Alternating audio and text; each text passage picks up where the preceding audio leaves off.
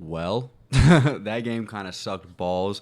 I mean, I'm not really surprised in any sense of the word. During my preview of the game, I was like, "Yo, Tom Brady's due for one. The Buccaneers are due for one. We've won 4 times in a row. It's only a matter of time before Tom Brady gets his." We all know how that goes. And they finally did. It wasn't easy for them at all. The Saints played a good game. The Saints defense played a good game. They gave Tampa Bay a run for their money, and I'm not extremely disheartened with what happened because, it was, like I said, it was bound to happen someday, and I would rather it be in week 2 because then we can say, it was the week 2 curse. The Saints haven't started out 2-0 since 2013, so I'm really not surprised with the outcome that happened today. We lost 20-10. Things could have been closer. Things could have went a lot better. There were a multitude of plays that just we would like to have back, like that Mark Ingram fumble on that soon-to-be touchdown drive when it was 3-3. That was a big one. That was the turning point of this game, and that is probably stamped as the reason we lost. The game was entertaining, though. There was a big old fight that broke out. Mike Evans, per usual, bitching and moaning, and, we all know how that goes. He fought Marshawn Lattimore. There were a bunch of other players fighting as well. It happens. An interesting one. We're going to have to talk about it and go in depth. There's a lot that happened and a lot to unpack. The first thing I want to talk about is Jameis Winston. We finally saw a vintage Jameis Winston game. This his first multi-pick game since Carolina in week 2 last year, which if there's any correlation, you know what I mean, maybe we can use that as a crush. But he threw 3 interceptions. One of them was a pick 6. That pick 6 was detrimental. The Buccaneers could not score on us until Marshawn Lattimore got disqualified for fighting. Literally, they could not score on us. They ended up getting a touchdown. It was a pretty gimmicky touchdown pass to Brashad Perriman on a drive that shouldn't even have been going. That really bad unnecessary roughness call on Bradley Roby was absolutely awful. And then a terrible holding call on Shy Tuttle as well when Fournette was the blocker. Dude, that... I don't understand how that was holding. I will never understand how that was holding. That was a bad drive extending call right there as well. So we're just going to have to take this one on the chin, man. It's a week 2 game. Nothing to be upset about. We go up to Carolina to play the Panthers in week 3 next week. Baker Mayfield and company just lost to the Giants. So we're going to have to see how that goes. So let's go over some stats. Obviously, the Saints did not have Alvin Kamara. Mark Ingram was the lead back. Mark Ingram had... Let me see. Let me go to the stats right here real quick. 10 attempts for 60 yards. We stopped running after a while because we were playing from behind.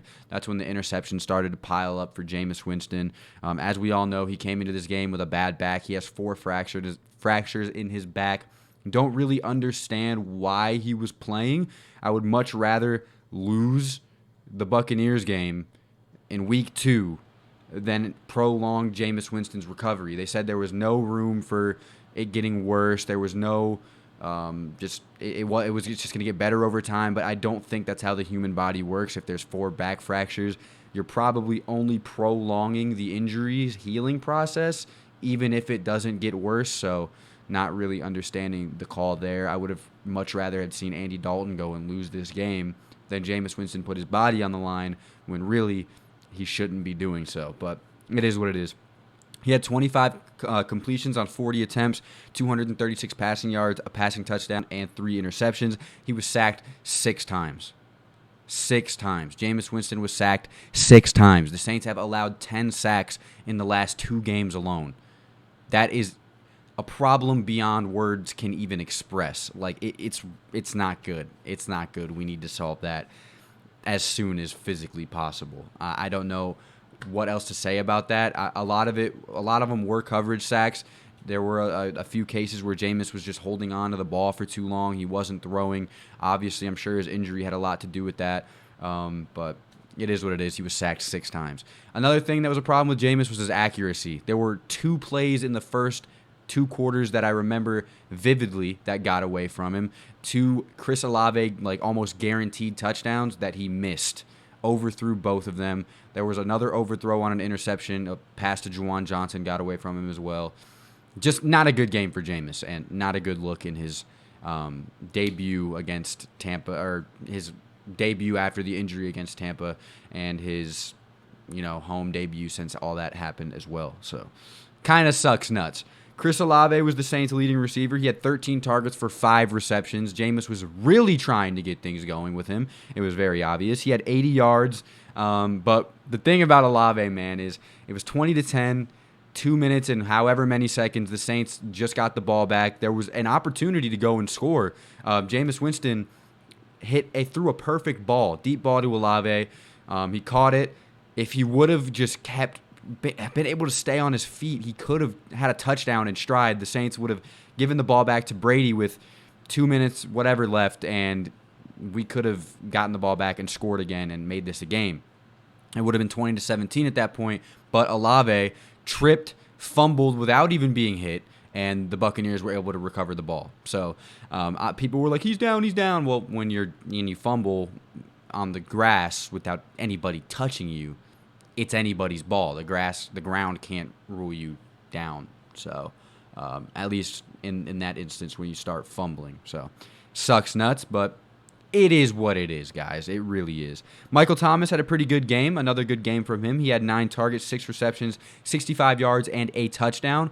We're still waiting to see 2019 Michael Thomas, if we will ever see that Michael Thomas again, where he completely take over games. But he is showing that he is a very, very still elite wide receiver. He was going against Carlton Davis, who got the better of him in years past and was showing a lot of promise. So I'm happy from what I saw from Michael Thomas. I really, really am. Hopefully against the Panthers defense, which is still really good, actually. These are the Buccaneers and the Panthers have 2 very good defenses. The Falcons, it depends on how this Rams game goes, how I cater to them, but 2 very good defenses. I know that for a fact. So the Saints have not had an easy outing as far as their opponents go on the defensive side of the ball. Jarvis Landry had 5 targets, 4 receptions for 25 yards. He was not nearly as impactful as he was in last week's game where he had 100-plus yards, so that kind of sucks. Juwan Johnson got things going a little bit, 7 targets, 4 receptions for 40 yards, but the offense is not really what I'm here to talk about. The Saints' defense played a phenomenal game, and I mean just straight up amazing. They were really, really, really good. They continued to have the Buccaneers number. If the offense was literally just, they were here, if they were like right here, we would have easily won this game. We just needed a few drives, and we weren't given that. Shy Tuttle had 9 tackles. He had a sack as well. Pete Werner had a sack. If this is the right way I'm reading this, I'm pretty sure I am. Correct me if I'm wrong. Bleacher Report be tweaking sometimes. But Pete Werner did play another fantastic game. Pete Werner is the Saints' next great draft pick. This dude has been playing fantastic. He had 2 amazing games back-to-back. He showed out versus Atlanta and played great versus Tampa today, so that's looking very good. Marshawn Lattimore, again, locked up Mike Evans beyond recognition. I don't care what the score was. That was a win in itself. Marshawn Lattimore bitched Mike Evans for another outing. Dude just can't get going. He got bitched so bad he started crying and throwing hands and shit. But that is what it is. Demario Davis had a great game. Bradley Roby, it's so-so. He had a few costly penalties, even though I agree one of them was kind of BS, but he played semi-decent. I mean, I there's not too many complaints from me in that department. But yeah, the Saints won the time of possession battle but lost the game, which is pretty surprising that we even won the time of possession battle. In complete honesty with you, we had 5 turnovers. 5 turnovers. 5 of them. 3 interceptions, a Mark Ingram fumble, and a Chris Olave fumble as well. So, yeah, it is what it is. You're not going to win games with 5 turnovers. The offense needs to get something going. We need to have some type of discussion because this is not the production that the Saints offense should be getting. I understand Kamara was out, but either way, we gotta be better on that side of the ball. So let me know down in the comment section below what you guys thought of this game. I'm not sweating it. I don't think you should sweat it. Tom Brady was eventually going to get his. That's how it is, bro. We won 4 games straight against this Buccaneers team. It was gonna happen eventually. It's a divisional rival. Seriously, it's better week 2 when we don't know how the playoff seedings is going and shit like that, that it happens now than down the road. So just gear up, get better. We have to look forward to Carolina. Hopefully the offense can put together a better showing, and by then we'll see how things really are with this Saints team. If we have another bad offensive week, there might be a discussion that needs to be had, because even in the Atlanta Falcons game, we put up 27 points, sure, but up until that fourth quarter, it was stagnant and we sucked ass. So we got to figure some shit out.